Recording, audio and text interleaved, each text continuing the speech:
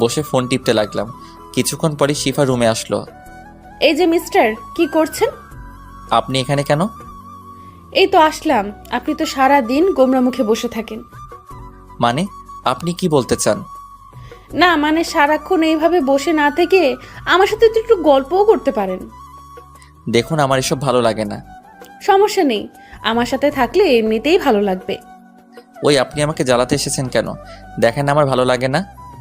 তাতে আমার কি? বেআই মশাই, মন খারাপ থাকা ভালো না, তাই আপনার মনটা ভালো করতে এসেছি। আপনি প্লিজ যান, এখন আমাকে একটু একা থাকতে দিন। আর আপনি একজন মেয়ে, আমার ঘরে এসেছেন, এতে কেউ কিছু মনে করতে পারে। শুনুন, আমাকে সবাই চেনে।